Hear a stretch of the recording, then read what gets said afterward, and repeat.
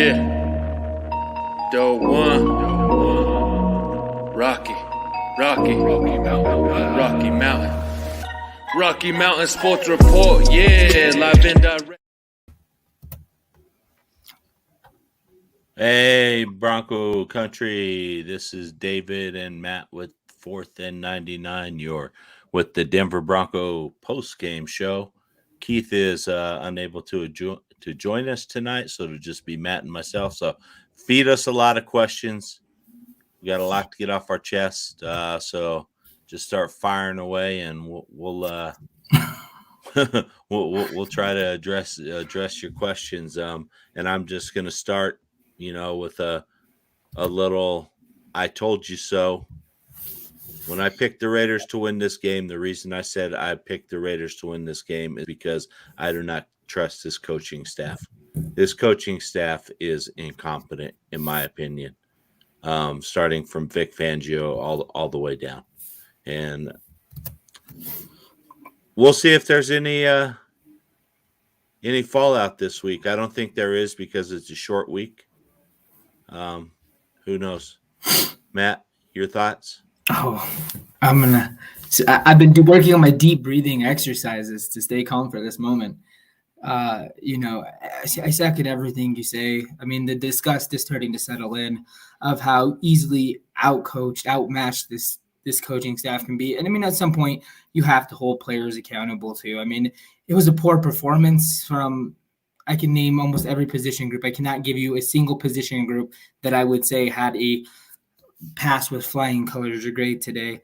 The offensive coordinator hasn't called plays in 5 years. And the last team he called plays for was the Jacksonville Jaguars.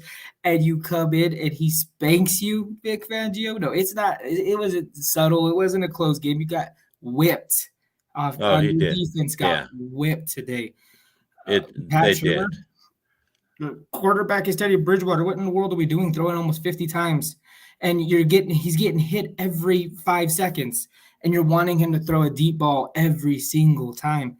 And don't even get me started on the ignorance of the absence of the run game, the inability to balance out this attack. It's just big fat F all across the board, unfortunately. And I know the numbers are a little skewed because, when you get down by that much and you're trying to come back, you're going to start throwing a little bit more.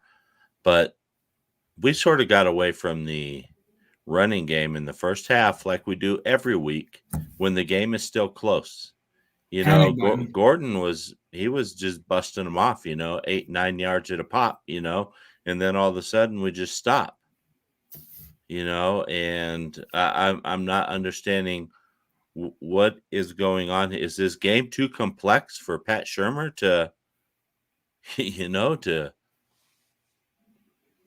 come up with a way to beat somebody? I mean, or to at least put your team in a position to have a chance to beat somebody.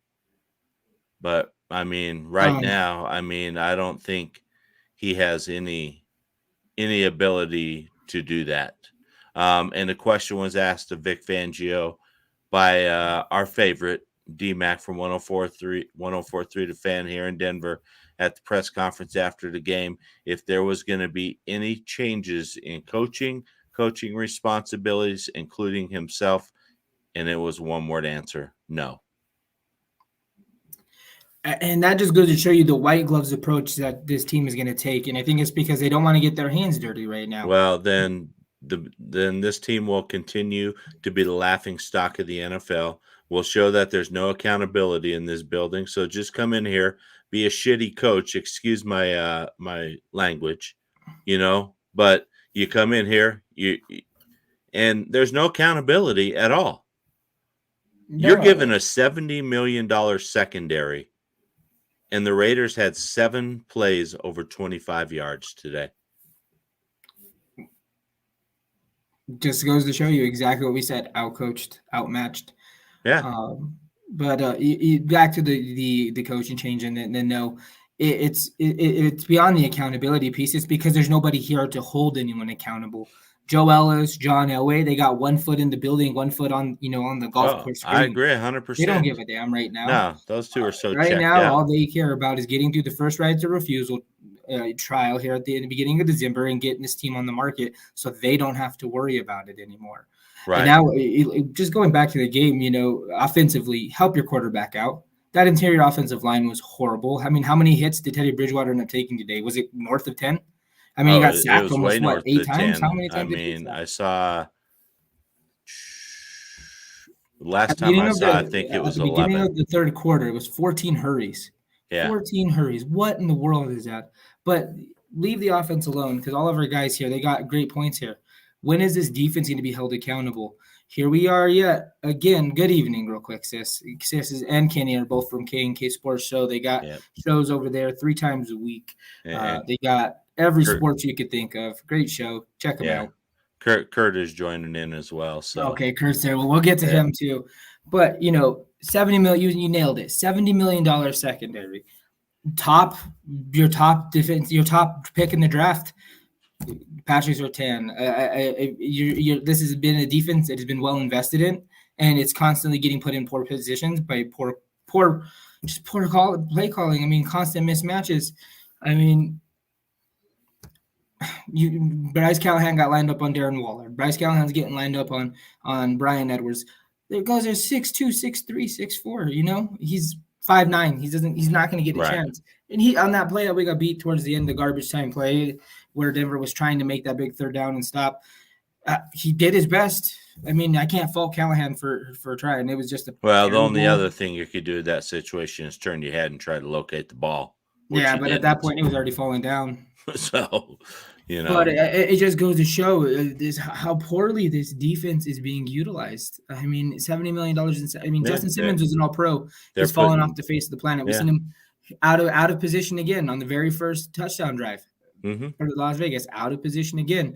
Yeah. Ronald Darby, same thing. We're just watching these receivers run right by him. Well, it's just there's no jamming, and we talked about it for weeks. Is it a player issue? Is it a coaching issue? And now that we're seeing all of our defensive backs, except for Bryce Callahan, play off, either there's a significant concern for the lack of speed of your $70 million secondary, or it's a coaching flaw. I mean, why are they instructing them to be so far back and not jam these guys like Henry Ruggs? Henry Ruggs is a small receiver. You're going to jam him. You got to get your hands on him at the line of scrimmage, or he's going to fly right by you. Yeah, he's fast. He's going to blow by you. Times. Yeah, and Darby got beat twice by Ruggs on big plays, including the one that was kind of the nail in the coffin when some of the momentum may have been coming back. On that one where he didn't get a touchdown. It was like a 40-yard pass on 3rd and 5, where when we were mounting our another horrible comeback. But I don't know. At the end of the day, it's just disgust. But top 5 defense is what this is supposed to be, and we're not there. No, and I don't see how this defense can ever be top 5. If we play the Jets and the Giants and the Jaguars every week, we probably can be. But we get no pressure with our front 4. We talked about it in the pregame show. There's no stunting. It's just, hey, you guys just run into that guy and see if you can run over him and get to the quarterback. There's no trickery being used at all. And then more injuries. Here come the injury bugs again. And now all of our linebackers, our interior linebackers are gone, and you could see the youth in that position and the lack of depth. And those guys just looked out of position quite a bit, so Fangio should not be calling the defensive plays. And if I'm George Payton, I say to him, you have to give up the defensive play calling. You're here to be a head football coach. Let's be a head football coach. Let Donatello take over the play calling, and put him up in the box where he can see things, and let's see if we can fix his defense. But I just don't know. I see frustration starting to set in on the players. I mean, players are, I think, understanding that they're being put in bad situations by the play calls. We don't adjust. I mean, the game was still within reach when we went in at halftime. What was it, 17-7, I Yeah, it think? was a 10-point game again. But we come out and we don't adjust, Absolutely no. We can't figure out how to stop their defensive line. I mean, those guys were in the backfield the whole game. So this guy's got this comment. I don't know who it is.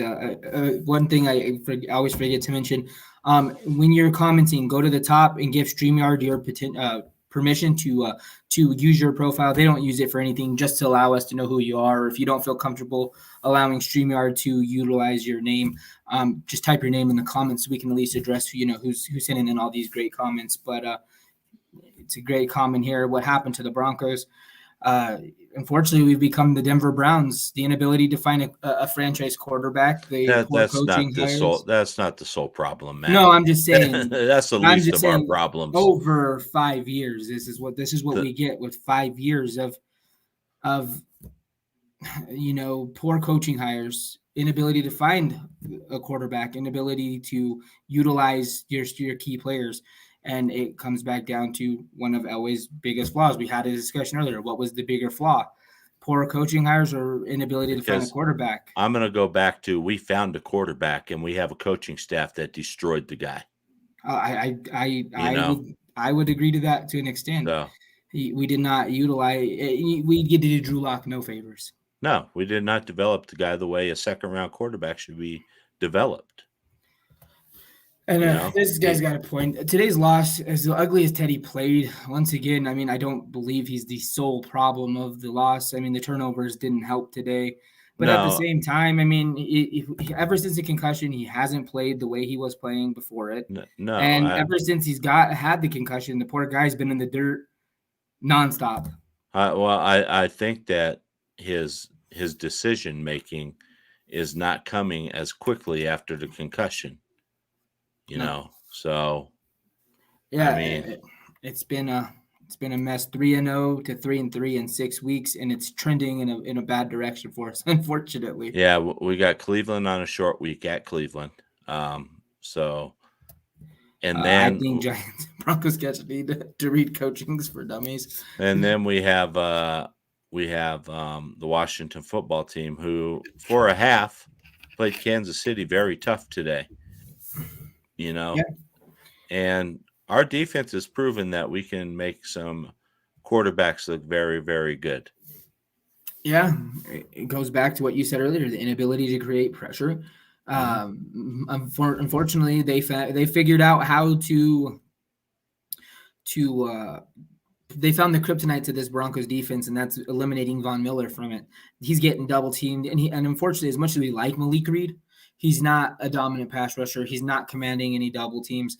And we're not finding any other ways to create any additional pressure to free him up. We're not giving the offensive line, the tight end, the quarterback any kind of reason to not take the double team off of Von. And he's at this point in his career, he's not been able to break free.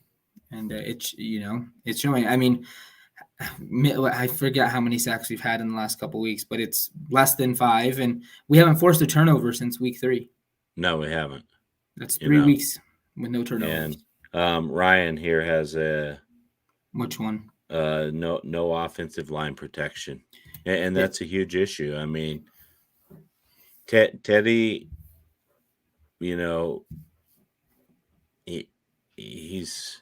he just seems rattled now, especially with the decline in the last 3 weeks of the excuse me, of the offensive line play.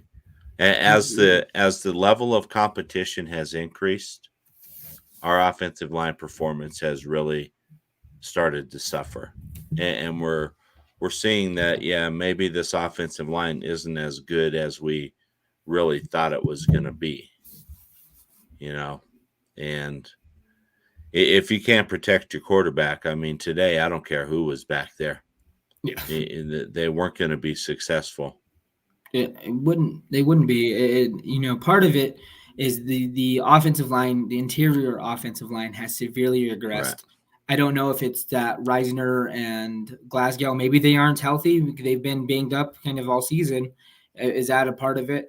But I mean, I don't know how many times today Cushenberry was having one of them blown back into his lap and just completely taking him out. Essentially, one player is knocking Reisner down right into Cushenberry's lap, and then there you go. There goes your two blockers because Cushenberry's on the ground because one of the guards got blown up, and there's a straight line towards the quarterback over and over and over again. But then it comes back to part of it. Is it predictability? We see. We could probably go back through the tape and see the same exact kind of play calling over and over and over again. It goes run it up the gut, straight up the middle. Almost every first down is a run straight into the offensive line. It's a 2 to 3 yard gain. Then right after that, it's pass. Almost every single drive we get to the 3rd and long, it's pass. I'm going to give you a number, Matt, and you tell me what this stat correlates to. Okay. 17. 17? 17. 1-7. Oh, goodness. Do I want to know is it bad? You probably don't. QB hits.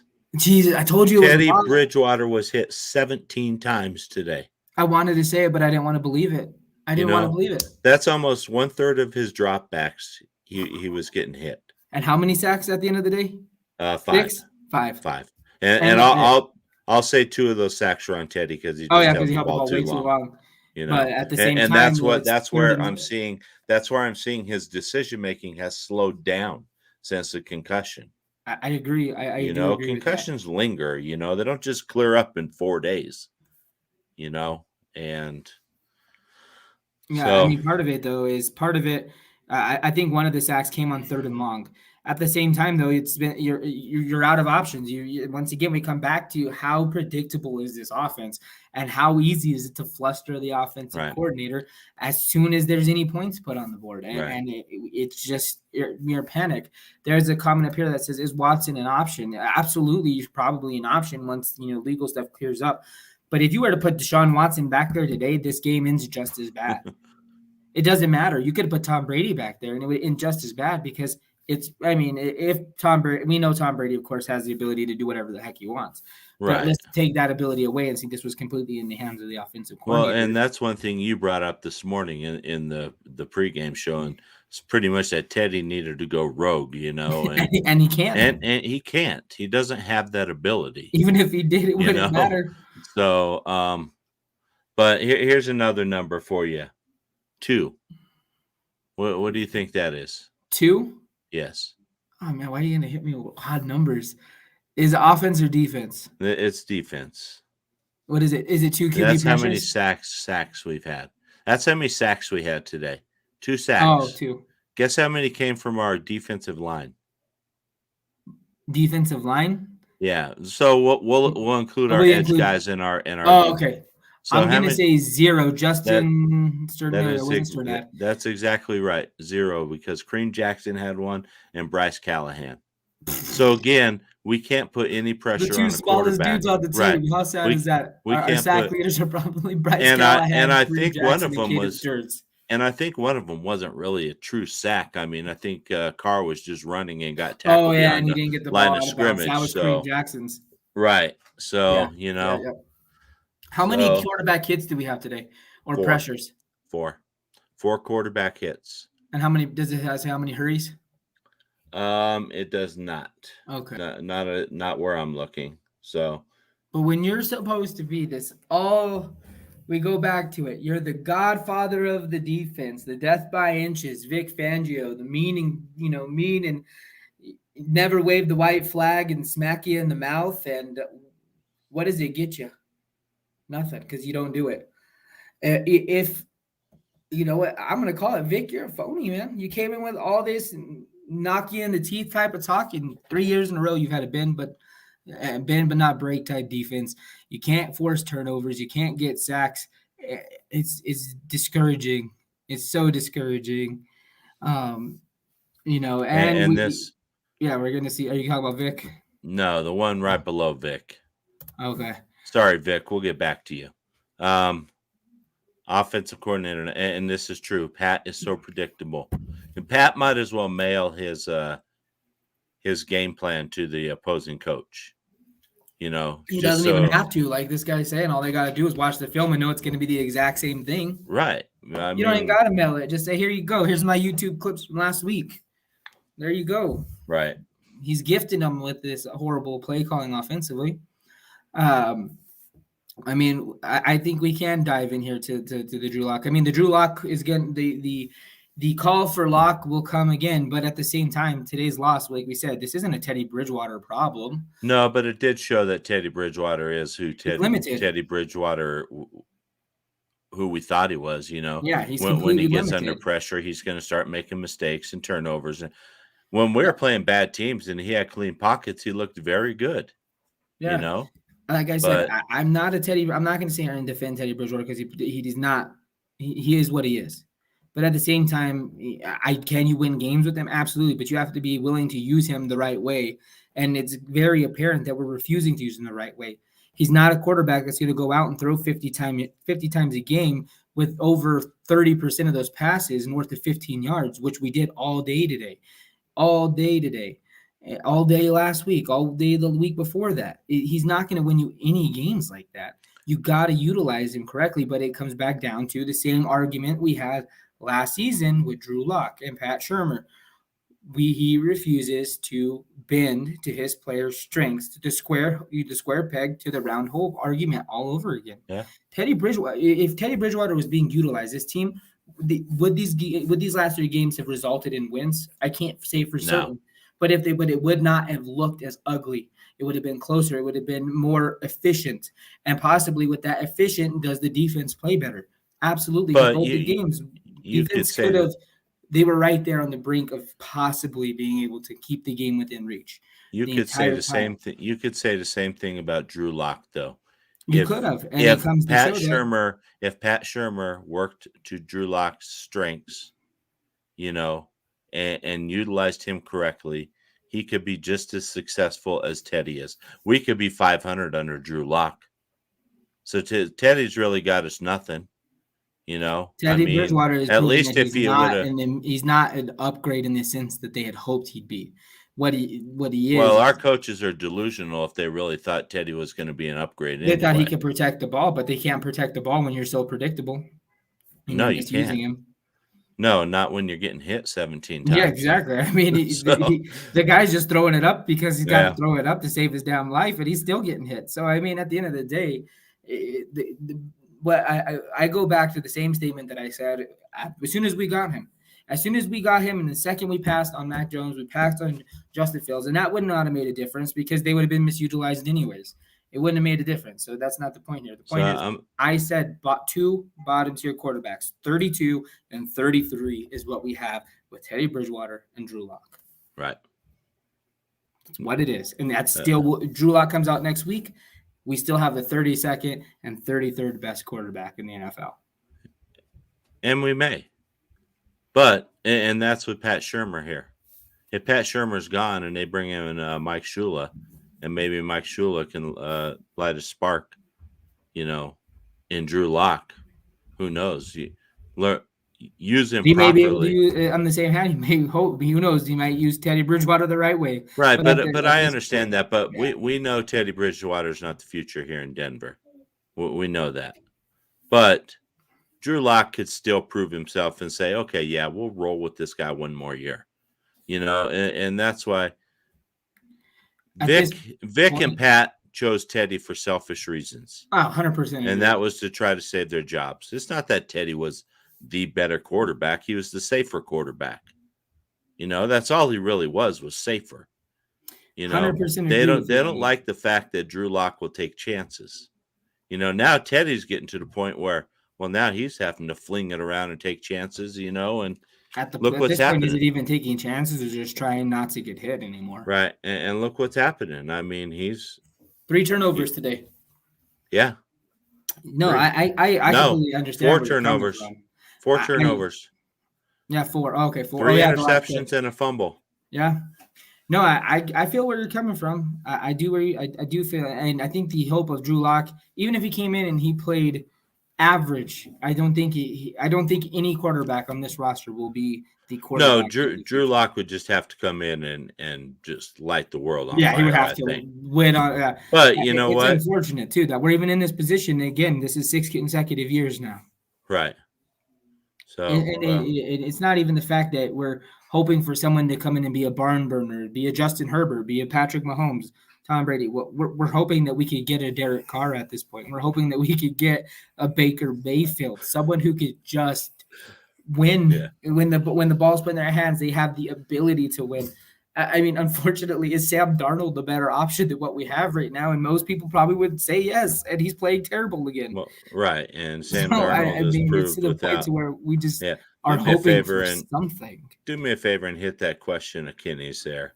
Oh, The one I need to hear. Yeah, I mean, if we struggle, and Kenny brings up a valid point here. If we struggle on a full week to have our team prepared, what the heck is it going to look like Thursday night when we go into Cleveland? Kevin Stefanski's a hell of a coach.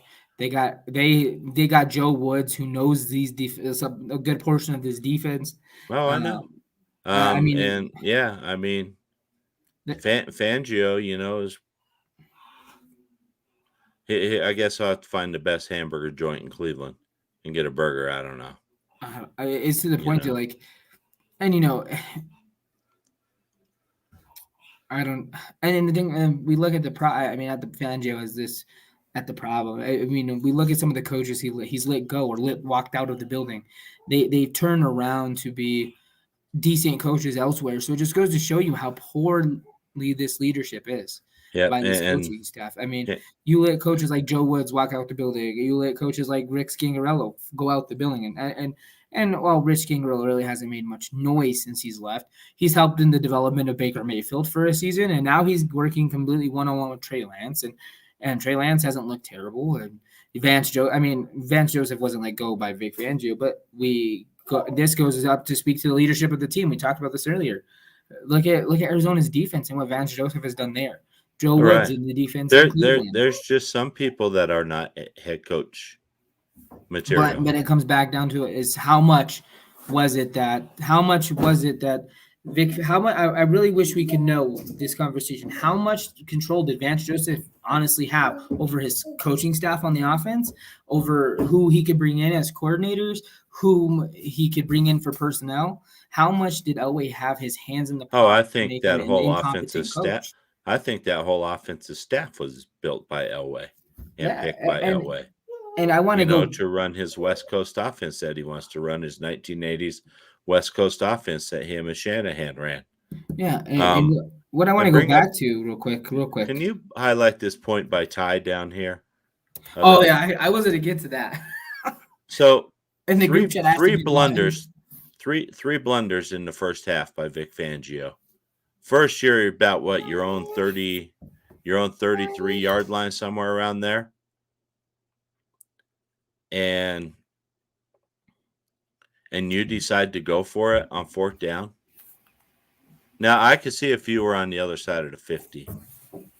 You know, I mean, it was 7-7 at that point. No, it was 10-7. Yeah, it was 10-7. It's not like we were in the fourth quarter and we needed to keep a drive alive to have a chance. He's lucky that the Raiders kicker, hit the upright. Yeah, and they got no points out of it, but just stupidity, And then what's the other one he challenged? The first challenge was the touchdown catch. That one was just emotions. He needed to have. Well, something. As a head coach, you can't let emotions make your decisions. Oh, it's apparent he does it every week. So, and the way he handles himself in press conferences, the guy has no composure. Going back to the second, there was another blunder in the first half that we missed. There were two challenges.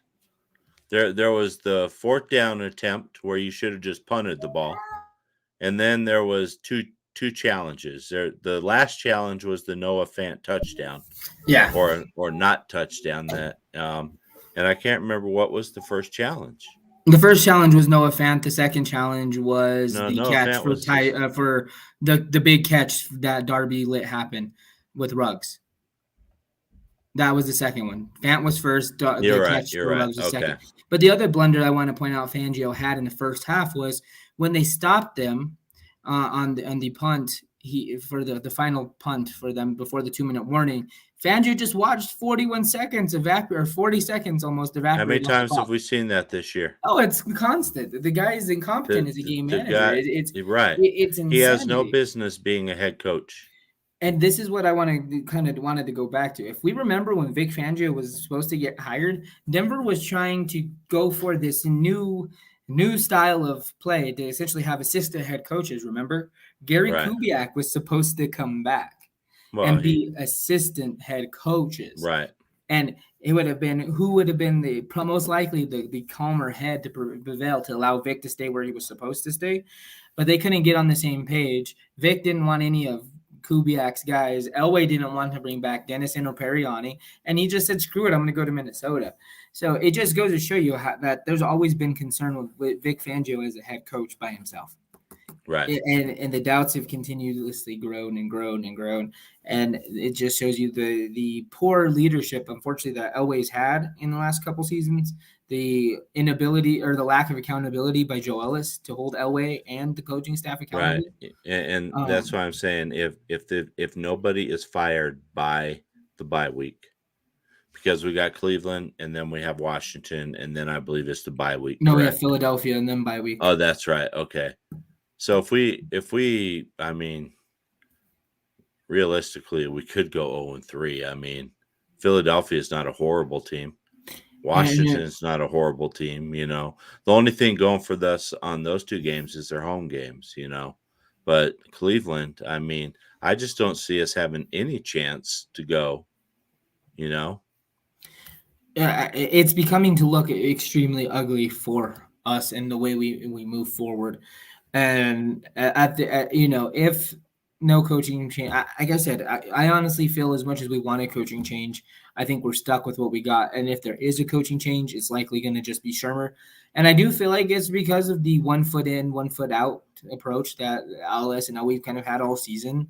Right. And they're going to allow George Payton to somewhat do his thing, but they're still pulling the strings for the rest of the season. And at the same hand, though, if you're George Payton, you don't even really know if your job is secure if the Broncos are sold or whoever becomes the new owner of the Broncos. So at the same time, are you really wanting to be ballsy out there? I mean, who knows? There's so many what ifs, and it just goes back to showing of how badly the Broncos have fallen off. Like I said earlier, the Broncos have essentially become the Denver Browns. How many quarterback changes, how many head coaches changes, coordinator changes have we had in a 5, almost 6 year period? Yeah. I mean, it's terrible. And I'm just going to say this. I mean, there's been a lot more teams that have suffered a lot longer than the Broncos have. We just got very spoiled here, you know, from the 80s through the 90s and the early 2000s with how good we were. We're going to the playoffs all the time, you know, and we fell on hard times. I mean, but there's been teams that have struggled a lot worse than the Broncos. Look how long it took Cleveland, you know. Look at the Jets, you know. They're still struggling. I mean, the Giants, they're in turmoil. I mean, you got so many teams out there that are just in turmoil. So, but it's frustrating. I mean, it's frustrating to just watch two guys that are just totally incompetent doing their jobs, and nobody around here is going to hold them accountable.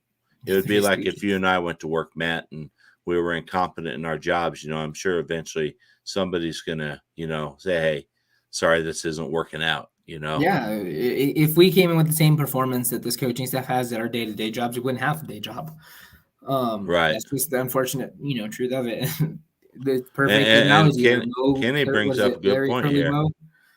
Yeah, Kenny brings up a good point. There's a reason why he was never a head coach, you know? Yeah.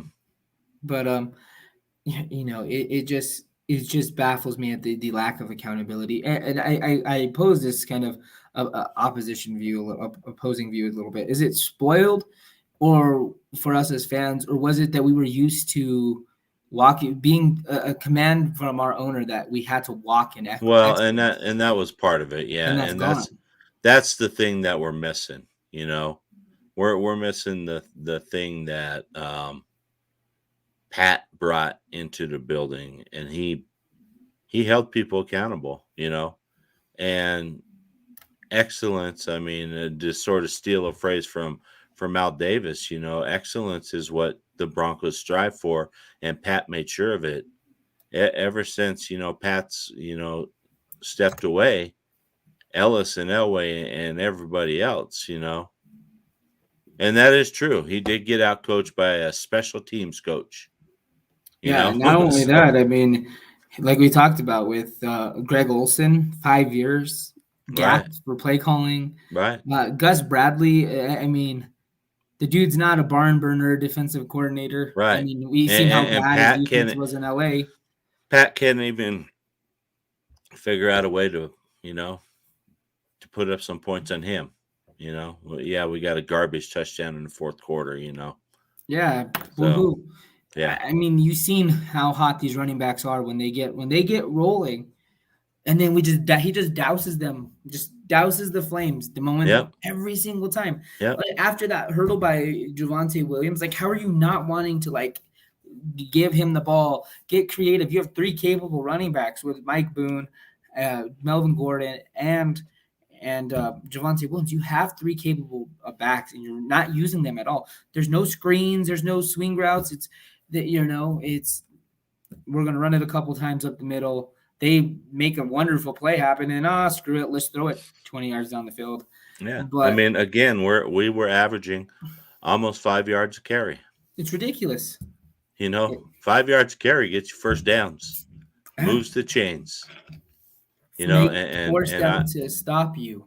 Right. Yeah. You force them to bring some extra guys up there to take the running game away from you. Then you can open up your passing game a little bit. And your quarterback's not getting obliterated. Pat is trying to do it opposite, and he's like, well, I'm going to open up my passing game to open up my run game. And you could do that when you have Patrick Mahomes as quarterback. Right. Teddy Bridgewater and Drew Lock. That's not neither one of those quarterbacks are built for that. Right.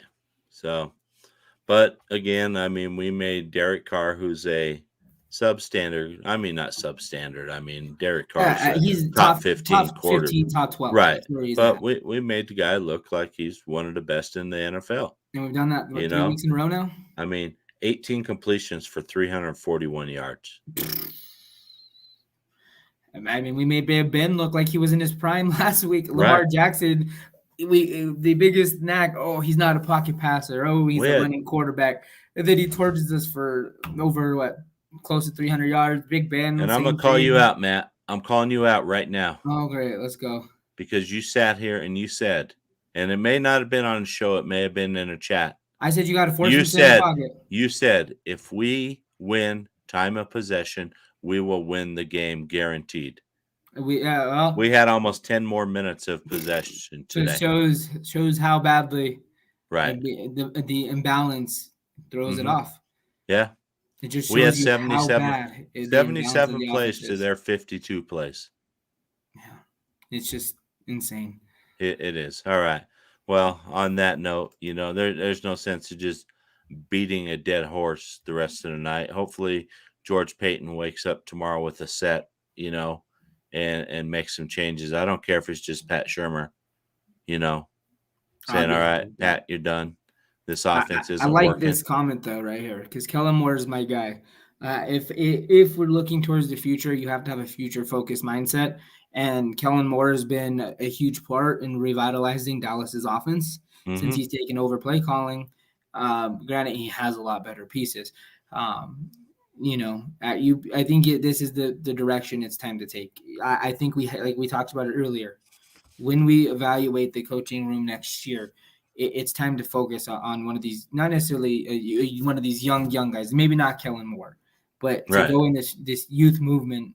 Or Joe Brady or someone along those lines. Yeah, or one of these next. As much as we don't want to go with another defensive-minded head coach, these younger guys, their strength might be defense, but they're not limited. They didn't just buy into a defense only. They're multidimensional. I mean, look at Brandon, the guy we highlighted earlier, Brandon Staley in Los Angeles. The offense has gotten better because he understands the offense. With Vic Fangio, these dinosaurs, unfortunately, of the NFL world, they're so bought into what they've mastered. They have their blinders up when it comes to innovation, and Right. innovation doesn't mean trick plays or anything crazy. It's just about a new concept of trust, a new concept of formation, and things like that. And we need that.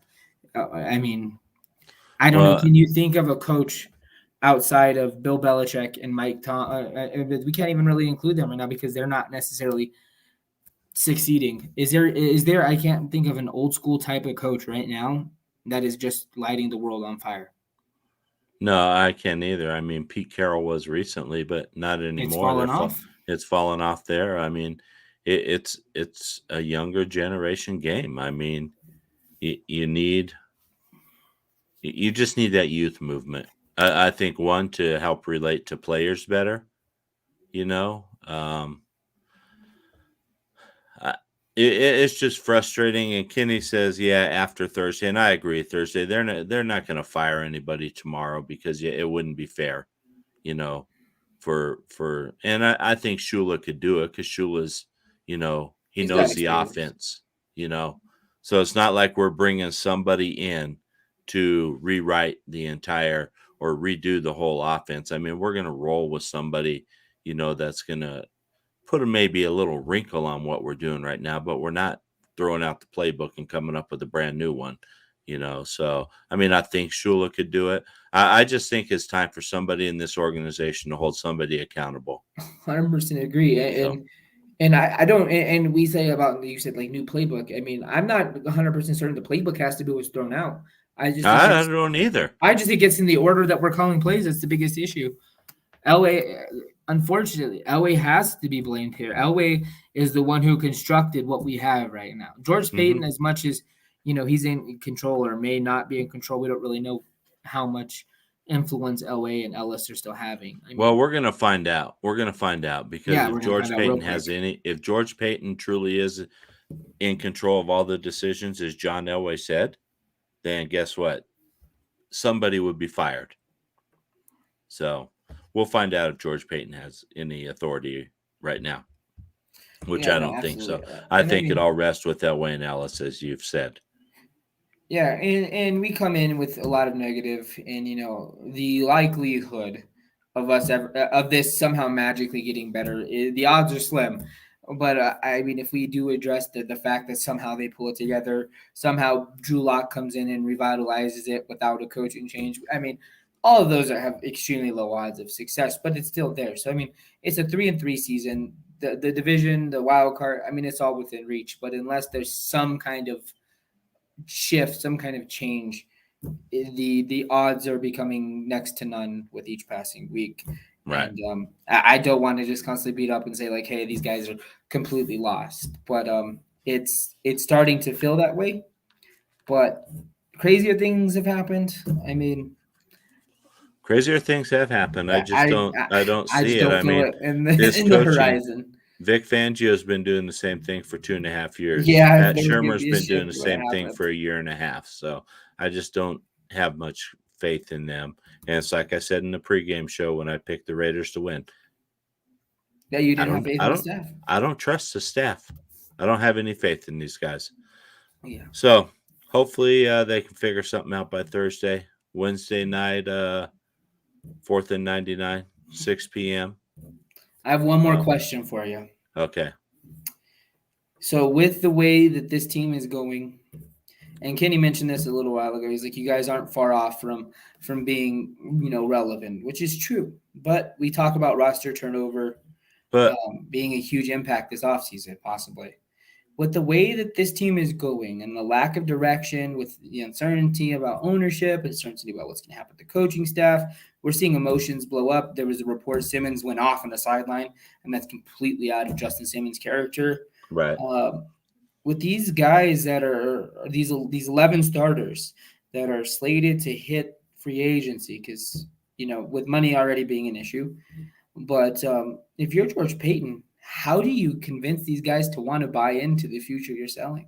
You probably don't. And what I start doing is I start looking at some of these players like a Kyle Fuller.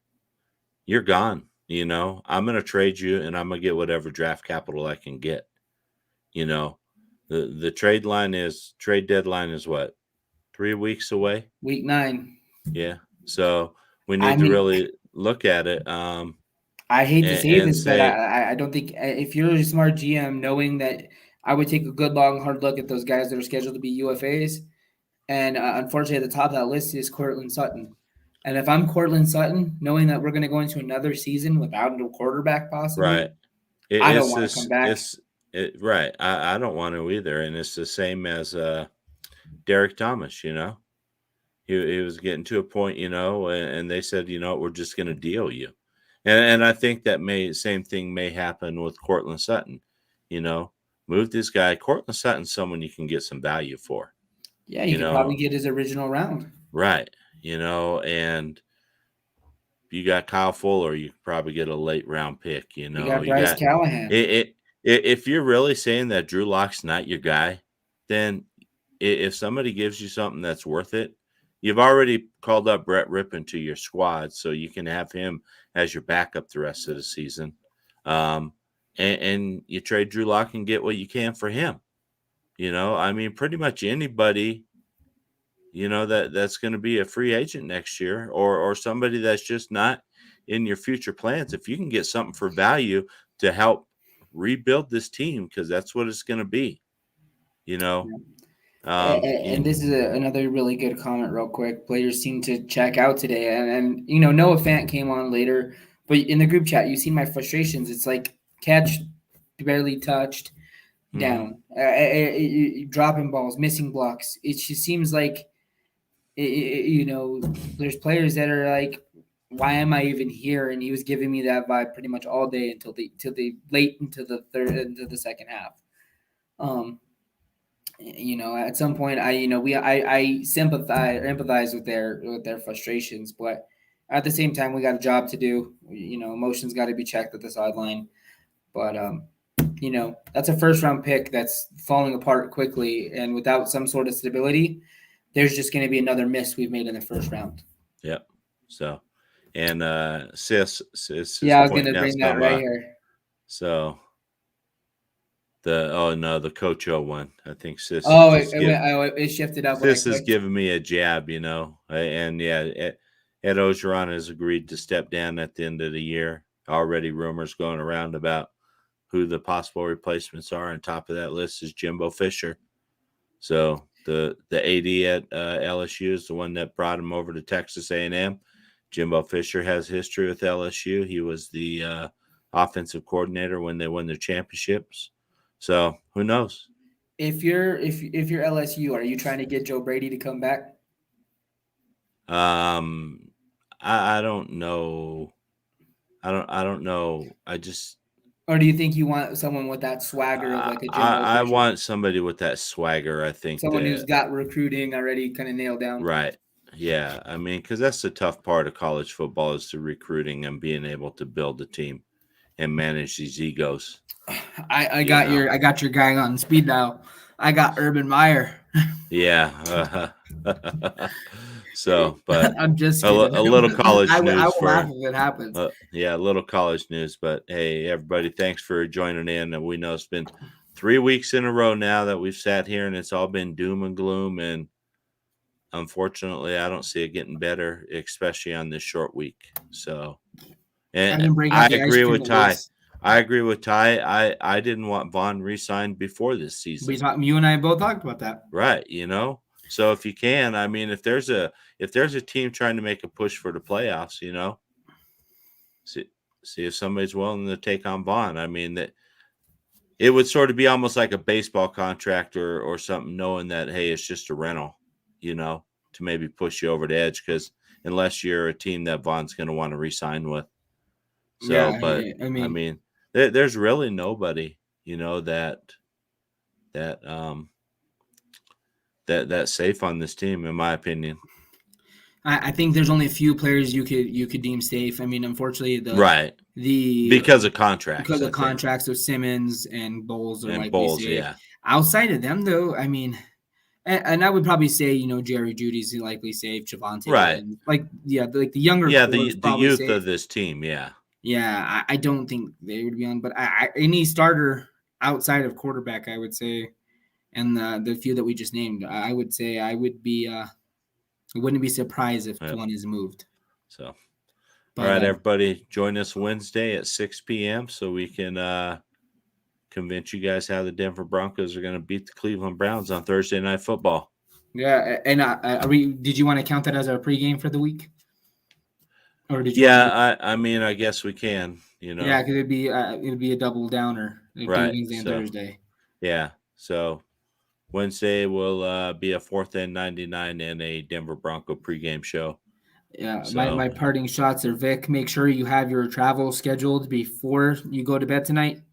Yes. I mean, you might already be on your way, but make sure you get your travel plan secured. Yeah, check the hotels and stuff too. Make sure we can get a hotel room. Hey, maybe Vic Fangio ends up at the same bar as Urban Meyer. All right, on that, we are out of here. Everybody have a good night, and we will see you on Wednesday night. All right, we'll see you guys next time. Once again, as I said earlier, I'm going to give my my speech for looking for talent. If you wanted to hop off, it's up to you. We're always looking for new talent to come and join us at Rocky Mountain Sports Report. We have a good time looking for several different positions, like content creators, producers, looking for some admin help. Definitely, if you want to talk sports, it doesn't have to be Broncos only. We are an all leagues platform. So if you're a Cowboys fan, you want to get here to talk Cowboys, you just want to talk general NFL, hop on, shoot me a message. We'll help you develop a show. We do all of the production ourselves. We create our intros, our backgrounds, overlays, all that fun stuff. So we can avoid that headache and hassle. If you just want to hop on, it's super easy. So if you're interested in joining our team, shoot me a message. All right. Thanks, guys. As always, go Broncos.